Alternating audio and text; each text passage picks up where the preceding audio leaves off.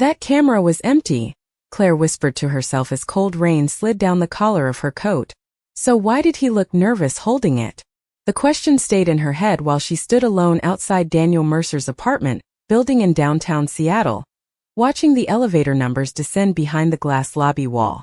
34 floors above her, the man she used to call her husband had just disappeared with the one thing she had not expected him to touch: the old film camera. The wind coming off Elliott Bay carried the smell of wet pavement and traffic lights heating under rain. Claire tightened her grip on the strap of her duffel bag and stared at the silver elevator doors through the building entrance. Daniel had grabbed the wrong camera case while helping her carry boxes to the lobby. At least that was what he claimed. But Claire knew something felt off the second his fingers wrapped around it. Daniel had paused, just for half a second, long enough for her to notice the tension in his jaw, long enough for him to glance at the camera like he recognized something inside it, which made no sense because there was nothing inside it. No film, no batteries, nothing. The camera had been sitting untouched in the back of her closet in Portland for almost 8 months. She had not used it since before the divorce papers were finalized. Daniel used to hate that camera anyway. He called it outdated, heavy, pointless. He hated the way Claire photographed ordinary moments instead of polished ones. Rain on windows, coffee cups left half full, strangers waiting at bus stops. Nobody wants to remember life exactly how it looked, he once told her during their marriage. People want edited versions. Back then she laughed at the comment. Now, standing beneath the gray Seattle sky, she realized how serious he had always been about controlling what people saw. A taxi splashed through a puddle beside the curb, snapping her out of the memory. Through the lobby glass, she saw Daniel reappear for a moment near the reception desk, the camera bag hanging from his shoulder. He was speaking to someone on his phone.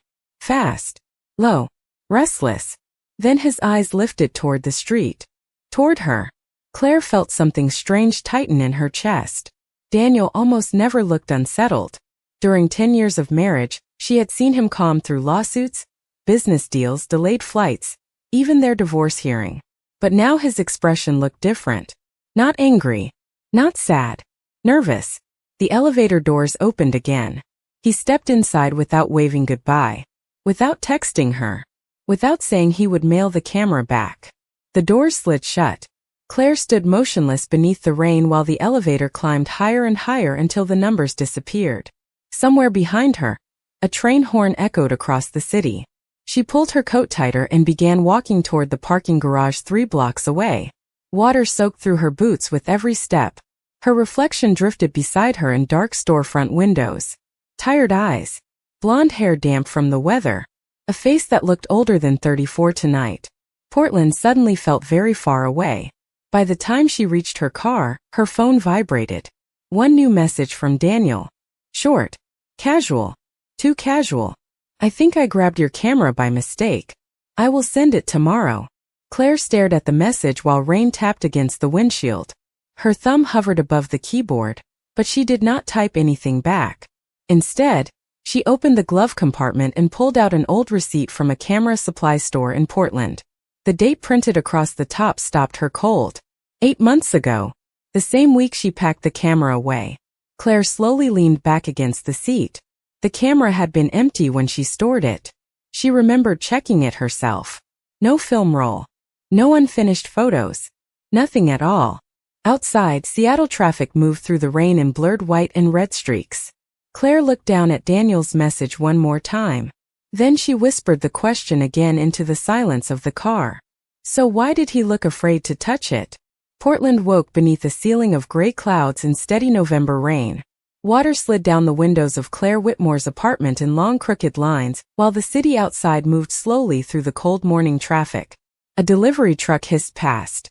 On the street below, just as Claire stood barefoot in her kitchen, staring at the cardboard package sitting beside the coffee maker. No return address. No shipping company logo. Just her name written in black marker across the top. Claire wrapped both hands around a warm ceramic mug, but the heat barely reached her fingers. She had slept less than 3 hours after returning from Seattle. Daniel's strange expression in the lobby elevator still haunted her. The nervous look in his eyes. The way he held the camera bag too tightly against his chest. And now this package had appeared outside her apartment door before 8 in the morning. Her phone buzzed again on the counter. A text from her friend Melissa, who owned the photography studio 2 blocks away. Still alive after the Seattle trip? Claire stared at the message but did not answer.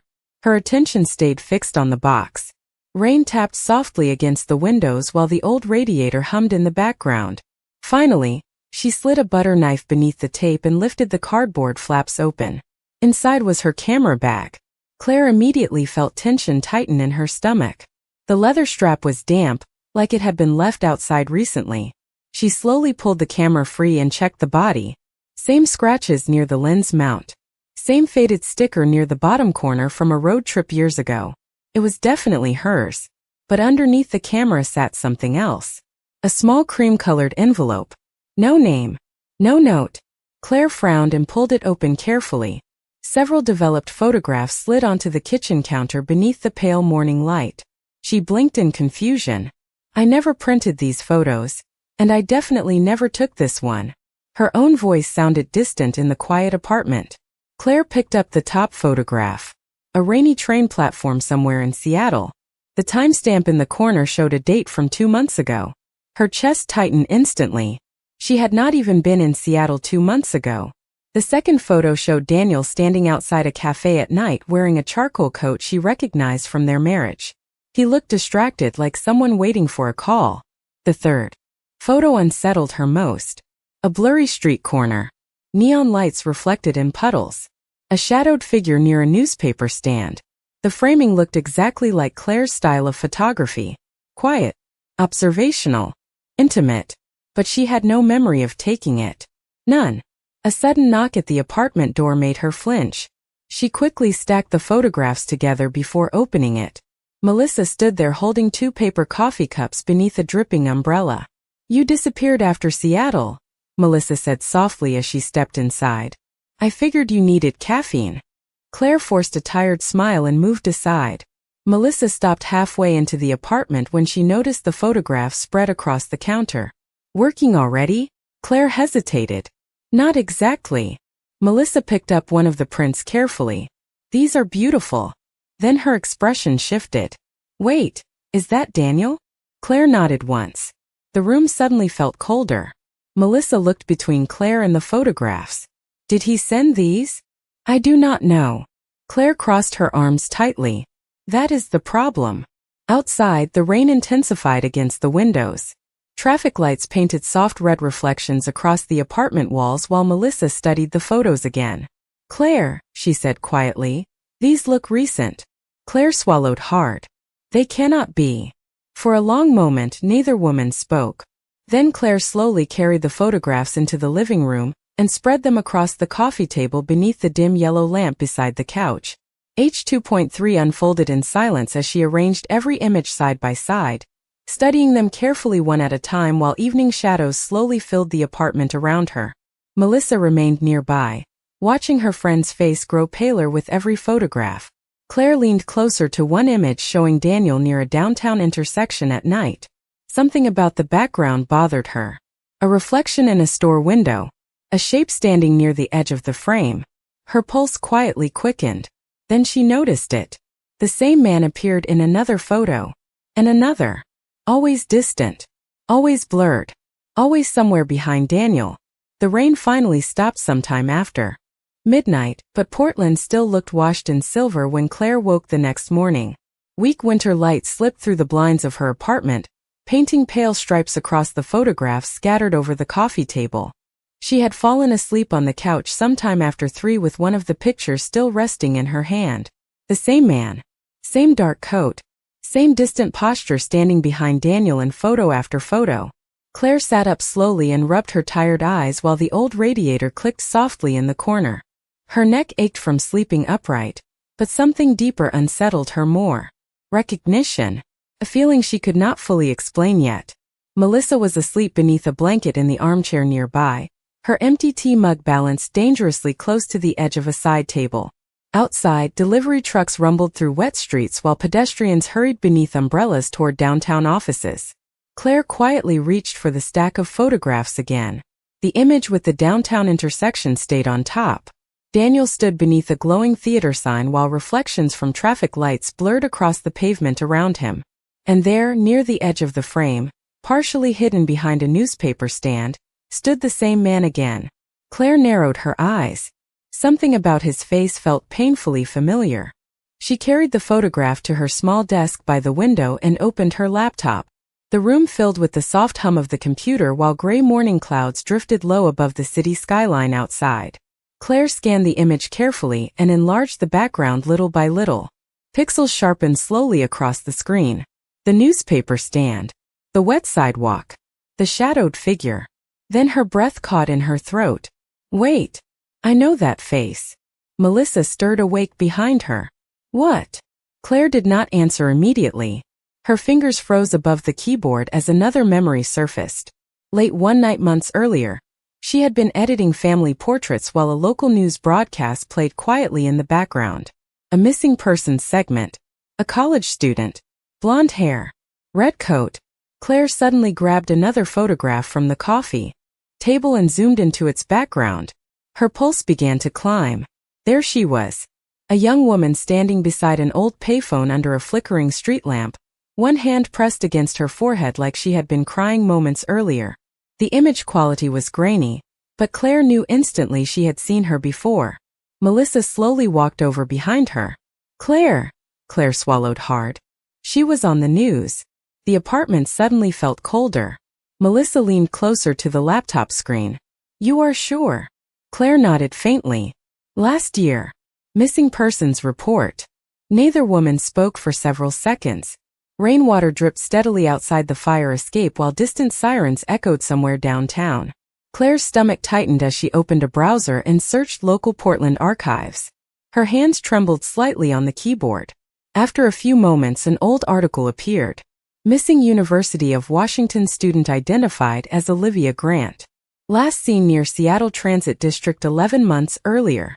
Claire stared at the accompanying photo. Same blonde hair. Same red coat. Same frightened expression. Melissa slowly covered her mouth. Oh my God. Claire leaned back in her chair, suddenly unable to look away from the photograph spread across the desk. The timestamps. Daniel's nervous behavior. The repeated appearances of the same stranger in the background. None of this felt accidental anymore. Her phone suddenly buzzed on the desk, making both women jump. Unknown number. Claire hesitated before answering. Hello. Silence answered first. Then soft static. Finally a man's voice. Calm. Low. You should stop looking through those photos. Claire's chest tightened instantly. Who is this? Another pause. Somewhere in the background, she heard the faint metallic screech of train tracks. Some memories are safer undeveloped. The line disconnected. Claire remained frozen with the phone pressed against her ear while the dead signal hummed quietly. Melissa stared at her face. Who was that? Claire slowly lowered the phone. Outside the apartment window, dark clouds rolled back over Portland again. The room dimmed beneath the changing sky while Claire looked down at the photograph of Olivia Grant one more time. Then she noticed something she had missed before. Reflected faintly in the cafe window behind Olivia stood Daniel Mercer himself, looking directly toward the camera like he knew the photograph was being taken. Rain returned to Portland before sunset, falling harder than before and wrapping the city in a cold silver haze that blurred headlights and traffic signs into streaks of light. Claire had not left her apartment all afternoon. The photograph still covered the coffee table beside her laptop while the voice from the anonymous phone call echoed through her mind over and over again. Some memories are safer undeveloped. Melissa finally left around 6 after insisting Claire lock every door and keep her phone nearby. Now the apartment felt too quiet, too still. Claire sat curled beneath a blanket on the couch with a mug of untouched tea cooling in her hands while darkness slowly settled outside the windows. Every passing car sent brief waves of light across the walls. Every sound from the hallway outside made her look toward the door. Her phone rested face up beside the photographs. Silent. Daniel had not texted again. That bothered her more than if he had. For years, Daniel always needed control. Control over schedules. Over conversations. Over appearances. Silence was unlike him. Claire glanced toward the old camera sitting on the edge of the table. She still could not shake the feeling that Daniel knew exactly what was inside it before he ever touched it in Seattle. A sharp gust of wind rattled the windows suddenly, followed by distant thunder rolling somewhere above the Willamette River. Claire stood and walked slowly toward the kitchen, trying to clear her head. She opened the refrigerator, stared blankly at leftovers she had no appetite for, then closed it again. Her reflection in the dark kitchen window startled her for a moment. Pale face, tired eyes, anxiety sitting visibly in her shoulders. Her phone buzzed. Claire turned so quickly she nearly dropped the glass in her hand. One new voicemail. Unknown number. Her chest tightened instantly. She hesitated before pressing play. Static crackled softly through the speaker. Then Daniel's voice emerged low and strained beneath distant metallic echoes. If you found the photos, stop looking. Claire froze completely. Rain hammered against the windows while she listened. Daniel sounded exhausted. Not angry. Not threatening. Afraid. In the background she could hear faint station announcements muffled through static, followed by the unmistakable screech of train wheels against metal tracks. Then came the sound of a heavy door sliding shut somewhere nearby. The voicemail ended abruptly. Claire replayed it immediately. Then again. And again. H4.3 unfolded inside the dark apartment as she sat motionless on the edge of the couch listening to the message for the fifth time while distant thunder rolled outside and blue police lights briefly reflected across the rain-soaked ceiling from the street below.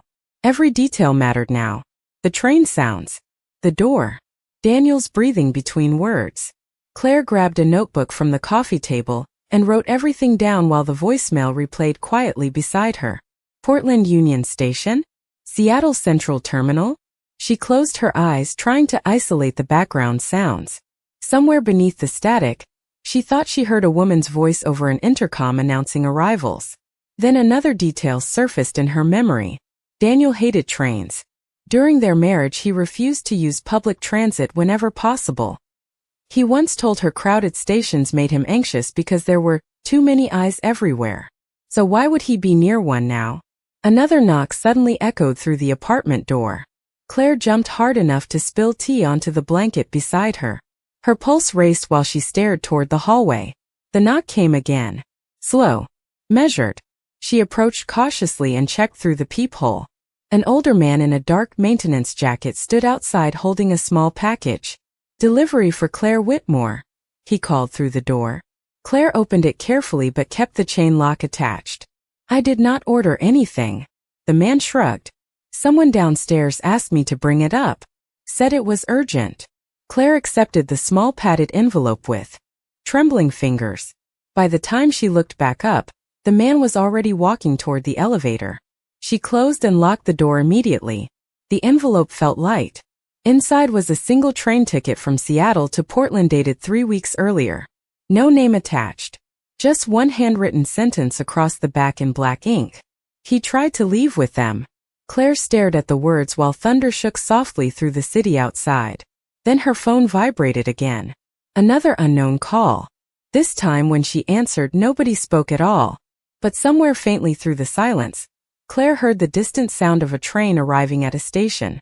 Morning arrived heavy and colorless over Portland.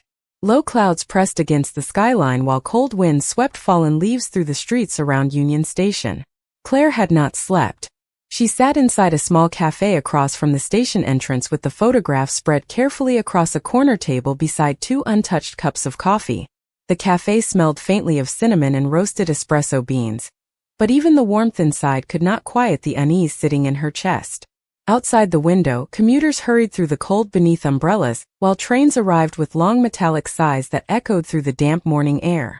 Claire stared at the photographs again beneath the soft yellow hanging lamps above the table. The same man. Every time. Different locations. Different nights. Always near Daniel. Her fingers tightened around the edge of one photograph, while the memory of the anonymous call replayed in her head. Some memories are safer undeveloped. Melissa slid into the chair across from her carrying napkins and a blueberry muffin neither of them planned to eat. You look terrible, she whispered gently. Claire barely reacted. Her attention remained fixed on the photographs. Why is the same man in every picture? The words escaped her quietly, more to herself than anyone else. Melissa leaned closer. Maybe he works with Daniel. Claire shook her head immediately. No, she pointed carefully at the photographs spread across the table. Look at him. Melissa studied them again while Rain began tapping softly against the cafe windows. He never looks at the camera, Claire continued. Not once. Her pulse quickened the longer she stared. In every image, the stranger appeared distant but intentional, standing near intersections, reflected faintly in windows, half hidden behind newspaper stands or station pillars, always watching Daniel, never interacting with him directly. Claire slowly pulled a black marker from her bag and began circling the man's position on each printed photograph. H5.3 unfolded beneath the quiet cafe lighting while she marked every appearance one by one across the table beside the window facing the train station. Melissa watched silently as circles and arrows slowly connected the images together like pieces of a puzzle Claire could no longer stop herself from solving. Outside, a train arrived with a long metallic screech that caused several customers to glance toward the windows. Claire froze suddenly over one photograph. Wait. Melissa looked up. Claire slid two photos side by side. Same rainy evening. Same dark intersection. But the stranger's reflection appeared in different places only seconds apart according to the timestamps. Melissa frowned. That is impossible. Claire leaned closer until her hair brushed the table edge. Unless... She stopped speaking halfway through the thought. Her stomach tightened slowly.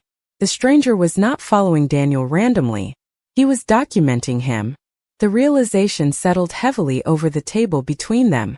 A young waitress approached carefully carrying fresh coffee. You ladies okay over here? Claire forced a distracted smile. Yeah, just working on something. The waitress glanced down at the photographs briefly before setting the mugs down. That station outside gets weird at night, she said casually. Especially platform 9. Claire looked up instantly. What do you mean? The waitress shrugged. People are always taking pictures over there lately. Journalists too. Melissa and Claire exchanged a quick look. Journalists? Claire asked quietly. A few months ago, the waitress continued, some reporter came in here every night asking questions about somebody meeting people at the station. After midnight. Claire's pulse quickened again. Do you remember the reporter's name? The waitress shook her head apologetically. No. Sorry. Then she pointed absent-mindedly toward one of the photographs near Claire's elbow. But I think I saw that guy before. Claire's breath caught. Him. The waitress squinted at the image. The man in the coat. Pretty sure he used to sit alone by the window over there late at night. She gestured toward a booth facing the station entrance. Always watching outside. A chill moved through Claire's body despite the warmth of the cafe. She turned slowly toward the booth. Empty now. But for a moment she imagined someone sitting there silently watching trains arrive through rain-streaked glass. Watching Daniel. Watching everyone. Melissa leaned closer once the waitress walked away. Claire, maybe you should take these to the police. Claire looked down at the photographs again. Her instincts told her Melissa was right. But something deeper held her back. Because if this was serious enough for strangers to warn her anonymously, then Daniel already knew far more than he ever admitted. Suddenly Claire's phone vibrated sharply across the table. One new text message from an unknown number. She opened it slowly. A single sentence appeared on the screen beneath the gray morning light. You are looking at the wrong man. Claire's breath slowed. Then another message arrived immediately after. Look at who took the photos. The message stayed in Claire's mind the entire drive home from Union Station. Look at who took the photos. Rain blurred the Portland streets beyond her windshield while windshield wipers dragged rhythmically back and forth through the gray afternoon.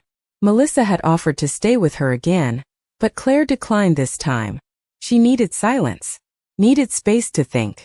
By the time she climbed the stairs to her apartment building, cold wind had soaked the hem of her coat and left her hands numb around the keyring. The hallway smelled faintly of old carpet and radiator heat. Inside, the apartment felt exactly the same as always. Quiet, small, familiar. Yet something inside it no longer felt safe. Claire locked the door carefully behind her and carried the photographs back to the coffee table beneath the warm lamp near the couch. Outside, evening settled slowly over Portland while rainwater streamed down the windows in silver lines. She stared at Daniel's face in the photographs for a long time before finally whispering the thought she had spent years avoiding. Daniel hated candid photos, especially near the end. The memories surfaced with painful clarity. Their final years together had been filled with strange little arguments that never made sense at the time. Daniel asking her not to bring her camera to dinners. Daniel becoming irritated whenever she photographed random street scenes during trips. Daniel once deleting an entire memory card from their anniversary weekend in Chicago because he claimed the photos made him look distracted. Back then Claire thought he was becoming vain. Now she wondered if he had simply become afraid of being documented at all. She walked slowly toward the hallway closet and knelt beside a dusty storage bin she had not touched since the divorce. Inside sat old wedding albums, framed photographs, and a black velvet box containing the silver watch Daniel wore every day for almost 10 years. Claire hesitated before pulling out a thick leather-bound wedding album. Her fingers moved carefully across the cover, while rain tapped softly against the windows behind her. H6.3 unfolded in the dim apartment light as Claire carried the old wedding album to the coffee table and quietly turned one framed photograph face down beside it before opening the pages slowly across her lap. The first images felt almost unreal now. Sunlight in Napa Valley vineyards. Daniel smiling beside her beneath white wedding flowers. Weekend trips along the Oregon coast. Snow falling outside their first apartment in Seattle. In every photograph from those early years, Daniel looked relaxed, warm, open, but somewhere deeper into the album things changed. Claire noticed it immediately once she began looking carefully. Daniel smiling less, turning his face slightly away from the lens more often, standing farther from windows, avoiding reflections, small details she never questioned, before suddenly carried weight now. Her phone buzzed beside her. "Melissa, you okay?" Claire typed slowly with one hand. I think Daniel was hiding from cameras long before the divorce. A pause. Then Melissa replied. Or hiding from what cameras could capture. Claire stared at the message while thunder rolled softly somewhere beyond the city. She turned another album page and froze. A photograph from a charity gala in Seattle 3 years earlier. Daniel standing beside several men in dark suits near a hotel ballroom entrance. At first nothing looked unusual. Then Claire noticed Daniel's expression. He was not looking at her. He was staring directly toward someone outside the frame with unmistakable tension in his eyes. Claire leaned closer. Her pulse slowed. Near the edge of the image, partially obscured by a floral arrangement, stood the same unidentified man from the recent photographs. Younger, cleaner haircut, but unmistakably the same person. Claire's breath caught. "No," she whispered. The man had been appearing around Daniel for years. Not months. Years. Suddenly another memory surfaced from late in their marriage. Claire sitting at their Seattle kitchen counter editing photos while Daniel walked in unexpectedly from work. The moment he saw an image on her laptop screen, his face changed instantly. "Delete that one," he said sharply. Claire remembered laughing in confusion. "It is just a parking garage." Daniel crossed the room immediately and shut the laptop himself. "Delete it." At the time she thought he was overreacting from stress. Now the memory made her stomach tighten. Claire quickly grabbed the old laptop charger from a nearby drawer and connected her retired photography laptop to power. Dust clung to the keyboard while the screen slowly flickered awake after months unused. Thousands of archived photographs filled the folders inside. Weddings, portrait sessions, family trips, street photography, years of moments she had forgotten. Claire opened the Seattle archives from 3 years earlier and began scrolling rapidly through old images while rain hammered harder against the windows. Then suddenly she stopped. One photograph loaded fully onto the screen. Underground parking garage. Dim fluorescent lights. Daniel near an elevator. And reflected faintly in the polished black side of a parked sedan stood the same man again watching from the shadows. The stranger disappeared into the crowd before Claire could move. 1 second he stood beneath the glowing arrival board at Seattle Union Station, and the next he was gone behind umbrellas, rolling suitcases, and streams of commuters pushing through the rain. Claire stepped forward instinctively, her pulse racing beneath the cold damp air, but Leonard gently caught her sleeve. "Do not follow him," the older station employee said quietly. Claire turned toward him, breathing unevenly. You know who he is. Leonard's tired eyes shifted toward the crowded station entrance. No, he answered honestly. But I know the kind of people who spend months watching somebody without ever speaking to them. The words settled heavily inside her. Rain hammered against the glass ceiling overhead while another train arrived somewhere beyond the platforms with a long metallic screech. Claire looked back toward the crowd, but the stranger was already gone completely. There is something else, Leonard finally said. Claire looked at him immediately. He hesitated before reaching into the pocket of his maintenance jacket and pulling out a small brass key attached to a faded blue storage tag. Unit C-19. Your ex-husband left this here about 2 months ago, Leonard said quietly. Claire stared at the key in confusion. Why are you giving it to me? Leonard glanced around the nearly empty platform before lowering his voice further. Because 3 nights later, 2 men came asking if anybody had seen him. A cold wave moved through Claire's chest. What did they want? Leonard shook his head slowly. They never said. He pressed the key into her hand.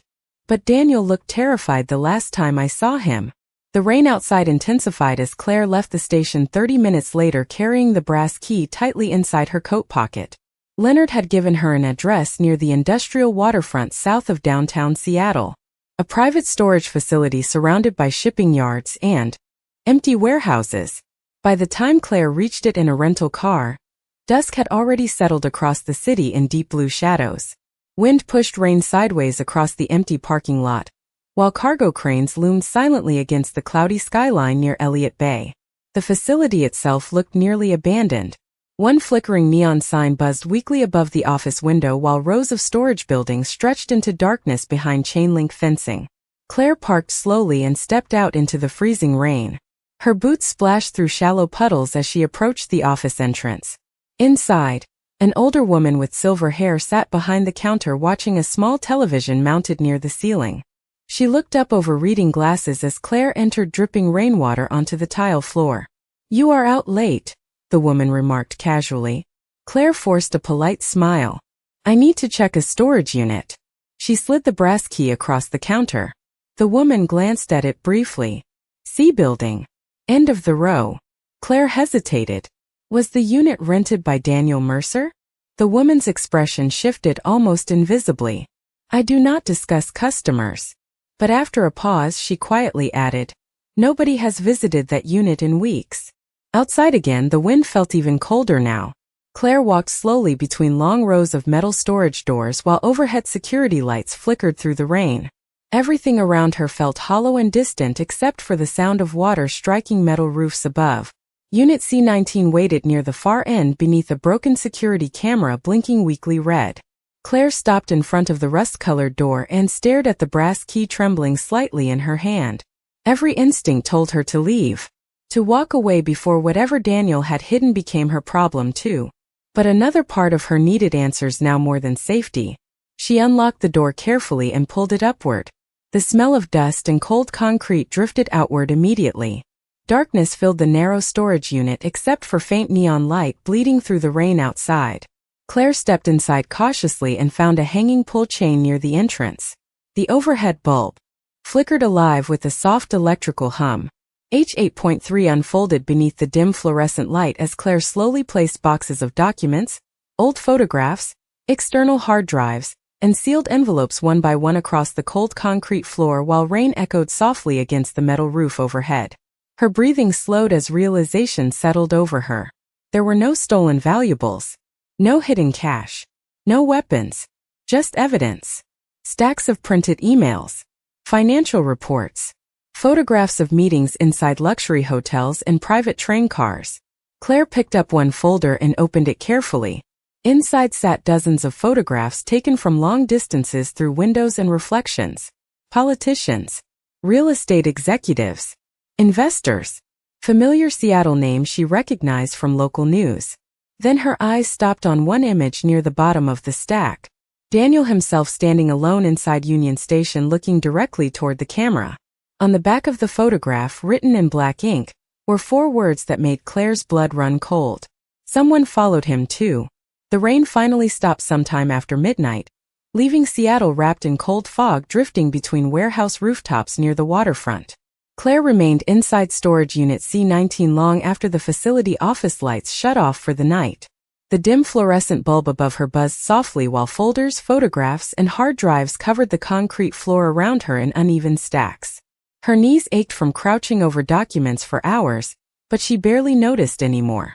Every file she opened pulled her deeper into a world she never imagined Daniel had been connected to. Financial transfers, private meetings, real estate contracts involving luxury developments across Seattle and Tacoma. The names inside the folders belonged to powerful investors, developers, and city officials she recognized from newspapers and television interviews. But the strangest part was Daniel himself. In nearly every photograph, he stood slightly apart from the others, watching, documenting, recording. Claire picked up another envelope and emptied several printed photographs across the floor beside her. Private dining rooms, rooftop events, underground parking garages, men in tailored suits speaking quietly near train platforms after midnight. She exhaled slowly as realization settled heavier inside her chest. This was not a secret life, it was evidence. Her own voice sounded hollow inside the metal storage unit. Somewhere outside, wind rattled the chain-link fence surrounding the facility. Claire leaned back against a stack of boxes and closed her eyes briefly. The Daniel she remembered from the final years of their marriage suddenly felt unfamiliar. Not because he was cruel, not because he was unfaithful, but because he had been carrying something enormous completely alone while slowly disappearing behind silence and paranoia. Her phone vibrated suddenly inside her coat pocket, making her flinch. "Melissa." Claire answered quietly. "Hey, you sound exhausted," Melissa said immediately. Claire glanced around the storage unit.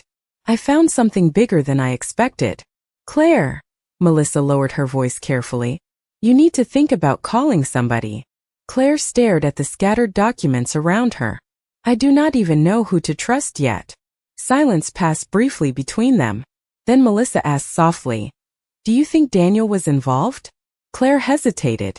Rainwater dripped steadily somewhere outside the unit, while fluorescent lights hummed overhead. Finally she answered honestly, "I think Daniel got trapped in something." She looked down at one particular photograph resting near her knee. Daniel standing alone near Seattle Union Station beneath heavy rain. Not speaking to anyone.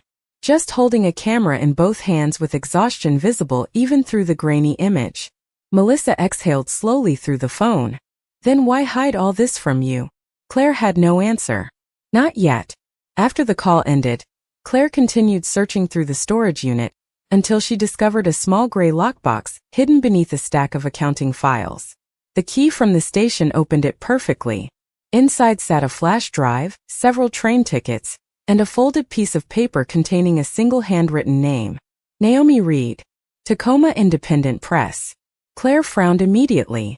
She recognized the name vaguely from local investigative articles years earlier. Beneath the name sat a Tacoma address and one sentence written in Daniel's handwriting. "If anything happens, trust her." Claire stared at the note while tension slowly tightened across her shoulders again. She slipped the flash drive and note carefully into her coat pocket before gathering the photographs back into folders. H8.3 echoed once more through the cold storage unit as Claire carefully stacked documents, hard drives, sealed envelopes, and surveillance photographs across the concrete floor beneath flickering fluorescent lights while trying to understand why Daniel had spent years secretly collecting evidence against people powerful enough to terrify him. Nearly an hour later, Claire finally stepped back outside into the freezing Seattle night carrying 2 storage boxes toward her rental car. Fog drifted low across the empty industrial streets while distant cargo horns echoed from the harbor. She loaded the first box into the trunk and reached for the second when headlights suddenly swept across the parking lot behind her. Claire froze instantly. A black sedan rolled slowly past the storage entrance without stopping. Tinted windows. No license plate visible from the front. The car disappeared around the corner toward the exit gate. Claire's pulse climbed sharply.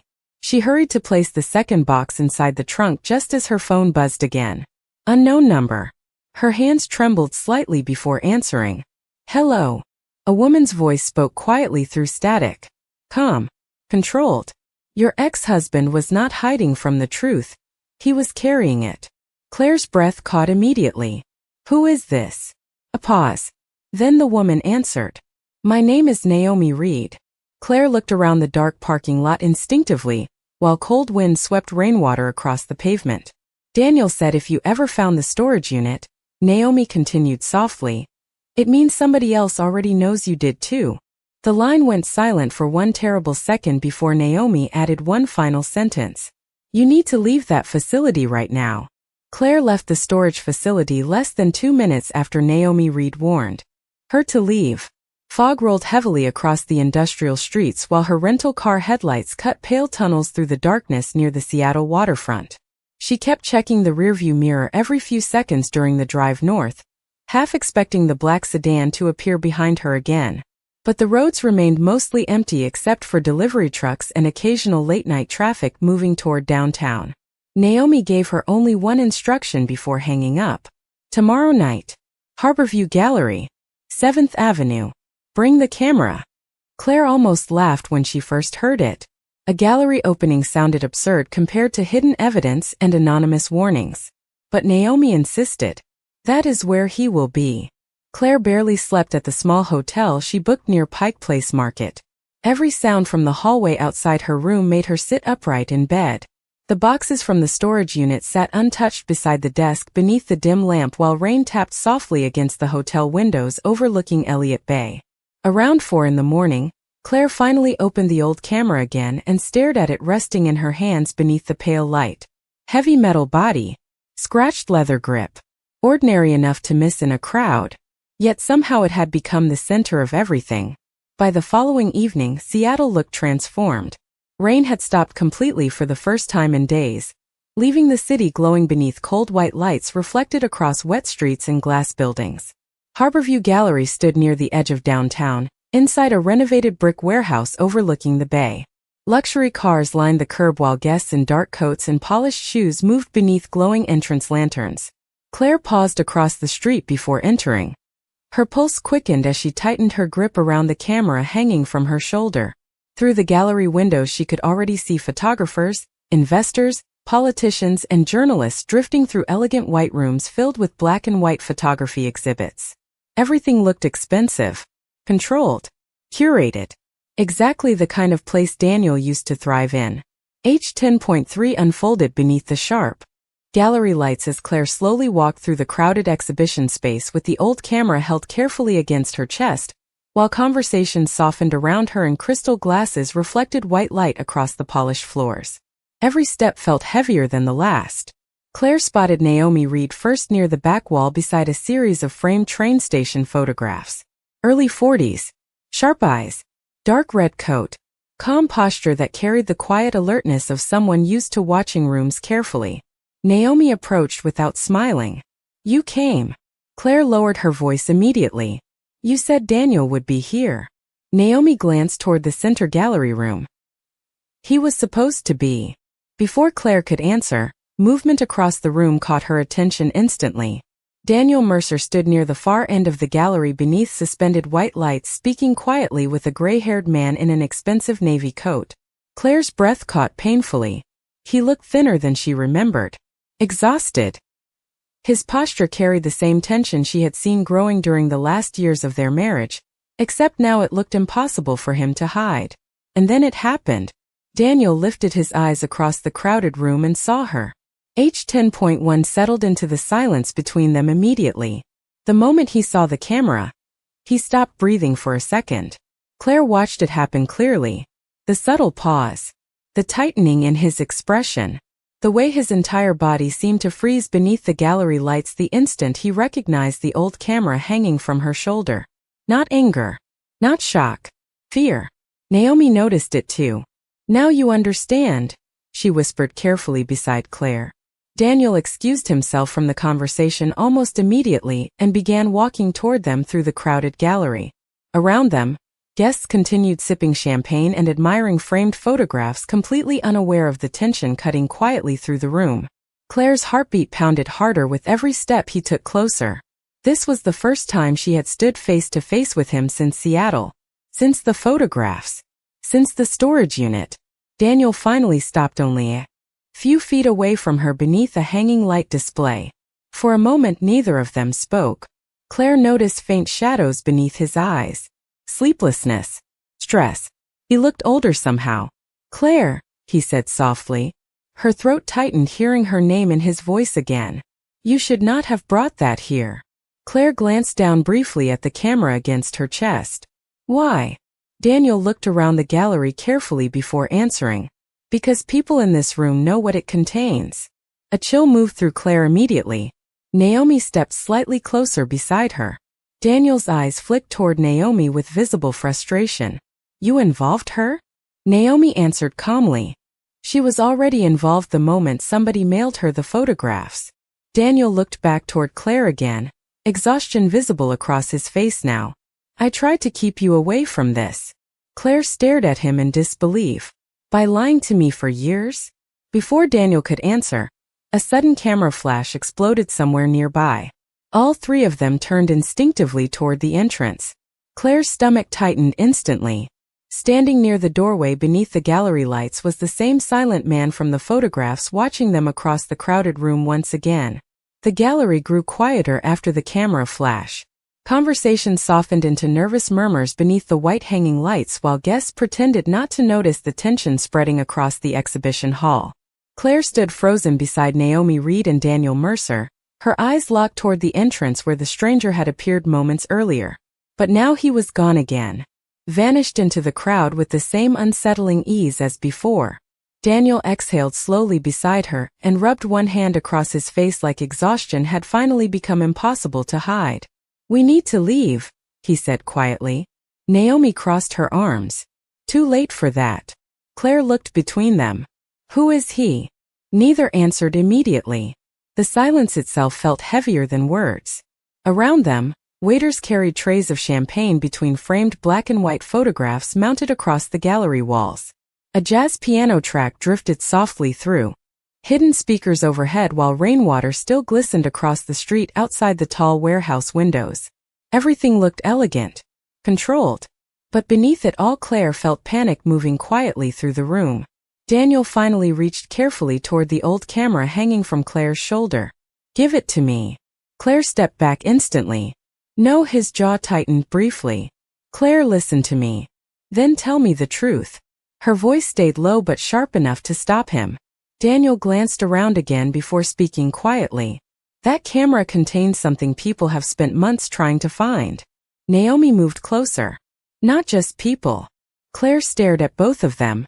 "You keep talking like I already understand this."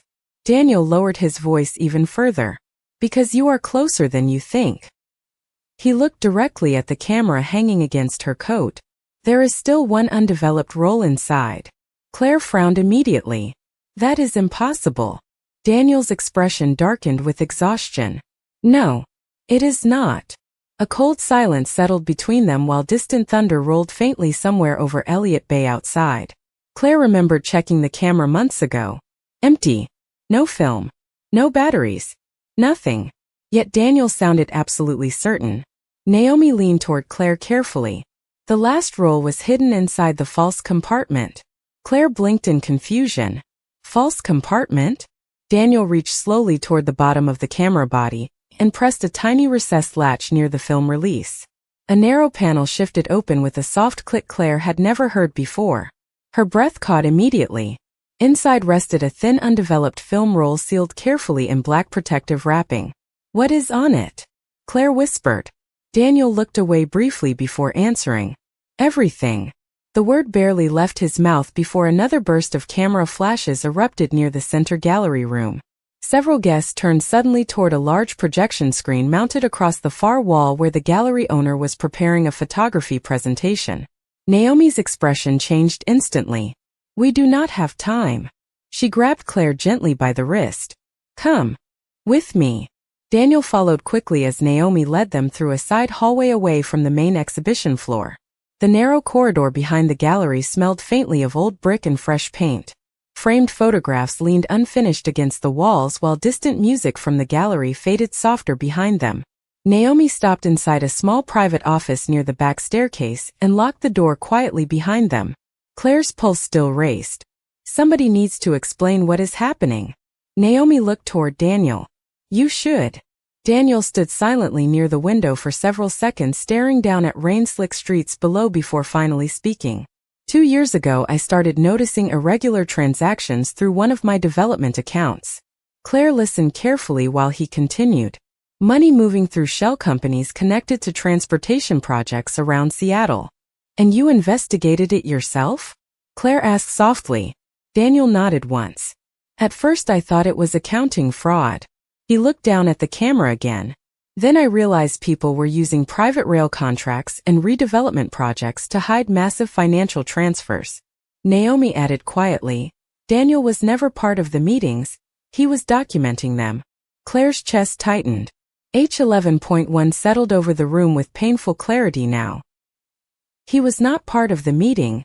He was documenting it. Daniel finally looked directly at her again. I needed proof before anybody disappeared the evidence. Claire stared at him in disbelief. So all those photographs were surveillance. Naomi answered for him. Claire slowly unwrapped the final undeveloped film roll beneath the desk lamp while silence filled the office around them.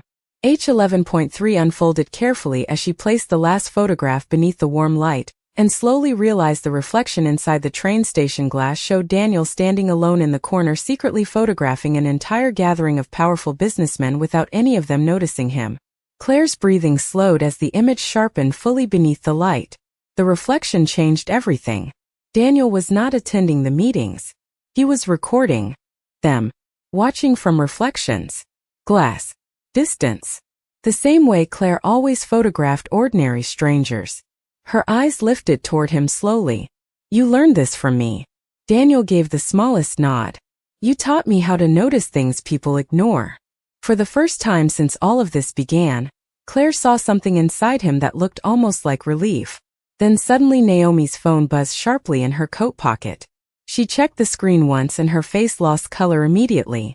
We need to go now. Daniel stepped forward instantly. What happened? Naomi looked toward the office window where flashing blue lights suddenly reflected faintly across the wet Seattle streets below. Then she answered quietly. Somebody just reported this gallery to the police. The flashing blue lights outside Harborview Gallery reflected across the office windows in slow pulses of color, while silence settled heavily between Claire, Daniel, and Naomi Reed. Somewhere downstairs, gallery guests were beginning to leave in uneasy clusters beneath the sound of distant police radios echoing through the warehouse entrance. Naomi locked her phone screen and slid it back into her coat pocket. Somebody tipped them off about financial evidence tied to this building, she said quietly. Daniel looked immediately toward the camera still hanging from Claire's shoulder. Then we cannot stay here. Claire stared at him carefully. Are they coming for you? Daniel hesitated. Maybe. The answer landed harder than she expected. Naomi stepped toward the office door and listened briefly to the muffled sounds downstairs before turning back.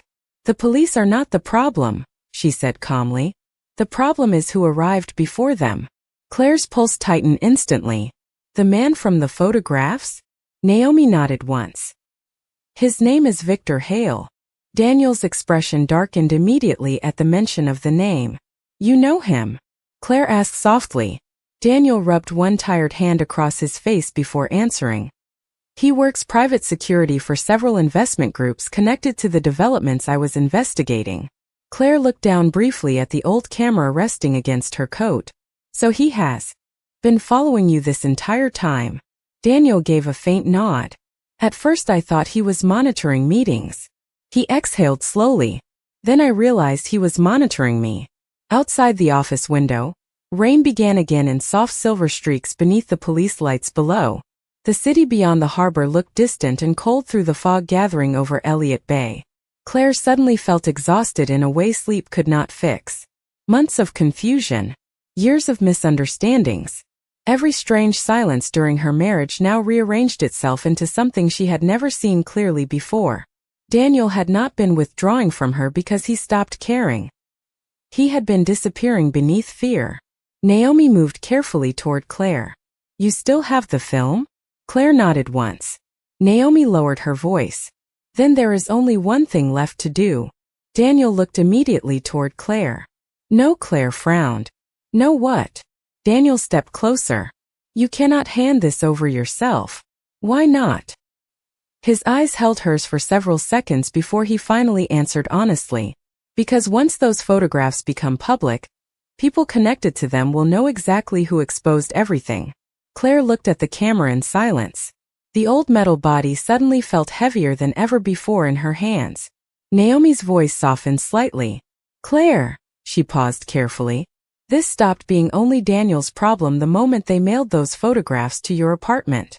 The truth of that settled painfully inside her. Someone had wanted her involved from the beginning. Someone had forced her toward the evidence piece by piece until there was no way to turn back anymore.